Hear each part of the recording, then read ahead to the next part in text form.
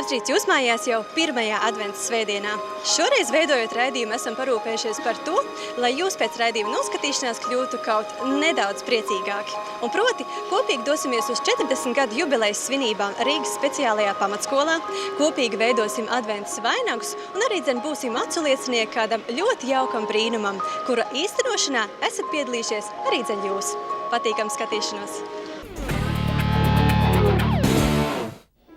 23. novembra pēcpusdienā Rīgas speciālajā pamatskolā attīstības centrā virmoja prieks un labestība. Smaržoja ziedi, čeloja cilvēku un izskanēja daudz apsveikumu vārdu.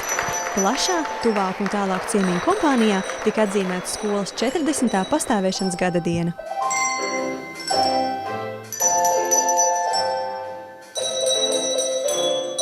"40 gadi skolai, tad jautājums ir, vai tas ir daudz vai maz? Ja ņem vērā to, ka skola 40 gados ir izlaidusi daudz izlaidumus, bērni ir aizgājuši dzīvē, tad tas ir daudz. Skolotāji pirmkārt ir auguši. Mēs esam atnākuši strādāt Matīs ielas skolā. Tur bija 20 skolotāji. Tas bija 20 gadus atpakaļ. Tagad mēs esam skaitliski auguši. Skolotāji ir 50.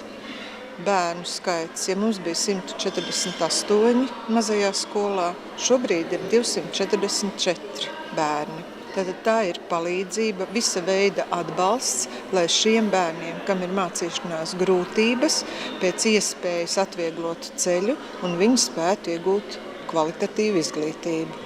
Atceroties skolas dibināšanas pirmsākums, viena no pirmajām skolotājām Lūcija Turka ir patiesi gandrīta par skolas straujo izaugsmu un pašreizējo statusu, jo sākotnēji neviens pat neesot uzdrīkstējies sapņot, ka iespējams sasniegt tik daudz. Mēs iesākām ar dažām klasītēm pie kaut kādas skolas vairākus gadus. Tad pagāja gads, tad viņiem pašiem telpas vajadzēja, un tad mūs atkal uz citu skolu. Un tā mēs nepārtraukti katru jaunu mācību gadu sākām kaut kādā citā skolā. Tā kā mums bija ļoti grūts sākums. Mēs strādājām bezjēgā kaut kādā.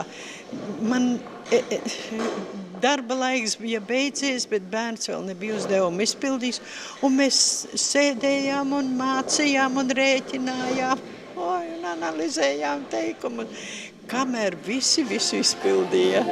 Skolas kolektīva, skolēns un arī viesus ar saviem muzikālajiem priekšnesumiem iepriecināja Latvijā popularitāti ieguvušais duets Santa Sapatska un Harijs Ozols.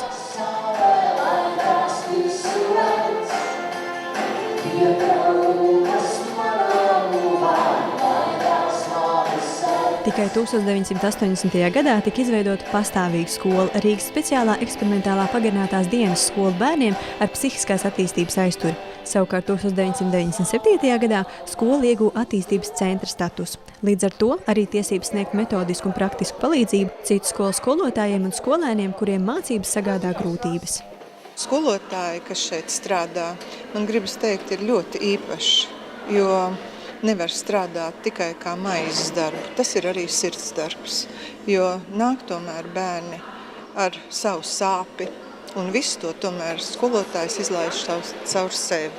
Lūk, un pa šiem gadiem 40, es tagad varu teikt par tiem pēdējiem gadiem, man ir bijusi tā laime strādāt kopā ar radošiem, talantīgiem, zinošiem pedagogiem, jo, lūk, kāpēc mēs kļuvām par attīstības centru?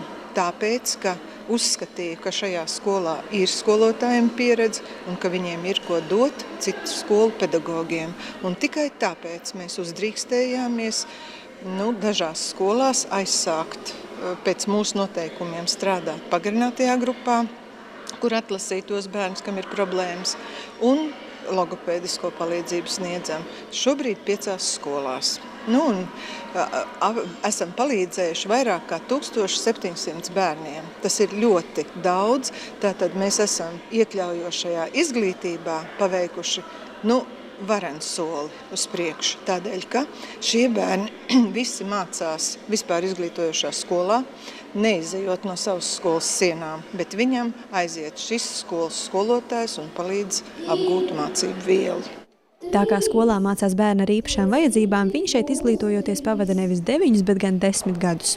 Šo faktu svētku pasākumu laikā savā priekšnesumā atainoja arī paši skolēni.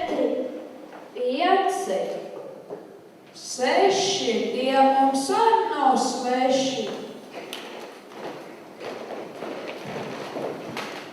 7, 8, 9, āreče, te nu viņi, bet pieliec vēl vienu klāt. Nu, visi 10 ir akurāti. Visi skolotāji, kas skolā strādā, ir izmantojuši tās iespējas, ko piedāvāja Eiropas sociālā fonda projekts par pedagoģu konkurētspēju, un visi tie, kas strādā ilgākus gadus, ir ieguvuši pakāpes. Tātad es varu teikt, ka skolā strādā apzinīgi, ļoti radoši pedagoģi. Bez tām mūsu skolā ir īpašs režīms. Skolā bērni mācās no rīta 8 atnāk un iziet no skolas 18. Līdz ar to bērni pavada lielāko daļu skolā. Un tādēļ skolotājs šeit ir viss, gan mamma, gan tētis, gan vecmāmiņa. Un skolotāju, prasmīgu skolotāju rokās šie bērni, kam varbūt nepadodas matemātika, nepadodas latviešu valoda, spēj izdarīt daudz ko citu un izkopt savus talantus pilnīgi citā veidā. Izpausties zīmējot skaisti, veidojot, darbojoties mājturības pulciņos. Viss šīs iespējas šiem bērniem ir. Un, protams, tāpat mācās pēc vispār izglītojošās skolas programmas, bet, protams, ar vairākām korekcijas stundām, ar ļoti lielu individuālo darbu, ar milzīgu pedagogu pacietību. Darbs tiek paveikts un bērni pēc 9. klases beigšanas var startēt tālāk. Atzinīgi skolas un pedagoģu izaugsmi novērtē gan Izglītības un zinātnes ministrijas, gan arī Rīgas domas pārstāvi, kas svētku pasākumu laikā pasniedz vairākus atzinības un pateicības rakstus. Katrai skolai ir kāda sava ļoti labā īpašība, bet skola attīstības centrs, pats par sevi jau šis vārds nes sevi iekšā kaut ko īpašu. Jo pirmkārt šī skola ir tā, kur strādā ar bērniem, kuriem ir šīs īpašās speciālās vajadzības. Šeit strādājošiem skolotājiem ir vajadzīga patiešām ļoti liela pacietība, meistarība, pedagoģiskā profesionalitāte. Un direktoram, kurš vada šo skolu, jāmāk viss šis kopums ne tikai noturēt kaut kādā esošajā līmenī, bet vienmēr skatīties uz priekšu un ieraudzīt tos attīstības ceļus. Un, manuprāt, Irīda Jansone, kā skolas direktore, tiešām ir šis cilvēks, kas skolai ir saskatījis attīstību.